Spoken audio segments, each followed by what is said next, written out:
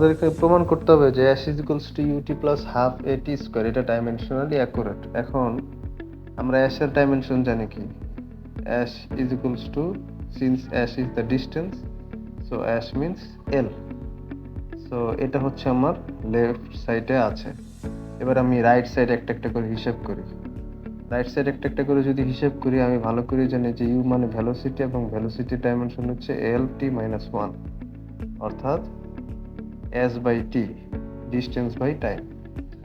আর T এর dimension হচ্ছে টি। From this two আমি যদি ইউটি করি, তাহলে ইউটি ডাইমেনশন হচ্ছে L T minus one multiplied by T.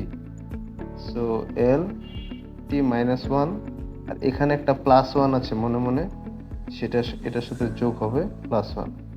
So L T zero, that means L, because কোনো কিছুর উপরে যদি জিরো পাওয়ার থাকে তাহলে সেটা মিনস হচ্ছে ওয়ান। সো আমি ইউটি সমান পাইলাম কি, তাহলে ইউটি সমান এল, রিমেম্বার দিস। তারপরে আরেকটা আছে হচ্ছে হাফ এ টি স্কোয়ার। তা আমরা ভালো করে জানি যে এ সমান কি, এ সমান হচ্ছে velocity divided by time, that means L T minus one, নিচে আরেকটা T, that means L T minus two. So এটা হচ্ছে আমার এ। আর তারপরে টি স্কোয়ার, তাহলে এ হাফ এ টি স্কোয়ার, এটা হবে হচ্ছে হাফ ইন্টু এ টি স্কোয়ার। এ মানে হচ্ছে এল টি মাইনাস টু, আর হাফটা আসলে এখানে জরুরি না, এটা পরে ব্যাখ্যা করছি। তারপরে টি স্কোয়ার, এখানে যদি আমি কাটাকাটি যাই তাহলে হাফ ইন্টু এল এবং টি মাইনাস টু, আর এখানে প্লাস টু আছে, তাহলে প্লাস টু সমান half into L T nought, that means half into L. তো এটা হচ্ছে আমার হাফ এটি স্কোয়ারের মান। তাহলে দেখো এখান থেকে তুমি বলতে পারো যে এই ফর্মুলাটা ডাইমেনশনালি অ্যাকুরেট। এখন তুমি আমার জিজ্ঞেস করতে পারো যে স্যার এখানে একটা এল আছে, এখানে আবার হাফ ইন্টু এল আছে, তাহলে এটা কেমনে এস ইজ ইকুয়ালস টু এল এর সমান হলো?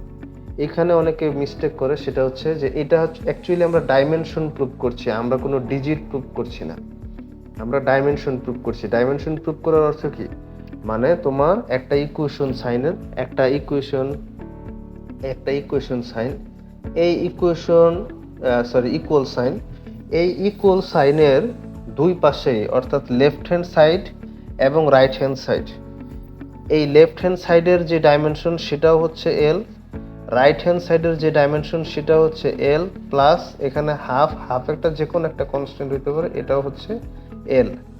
মানে তোমার এই ইকুয়াল সাইনের এই পাশেও এল আছে, এই পাশেও এল আছে, এখানে এল স্কোয়ার নাই, এখানেও এল স্কোয়ার নাই, এখানেও এল স্কোয়ার নাই, মানে সব জায়গায় L to the power one অথবা এল আছে, অর্থাৎ দুই পাশেরই ডাইমেনশন, অ্যাকচুয়ালি ডাইমেনশনটা সেম।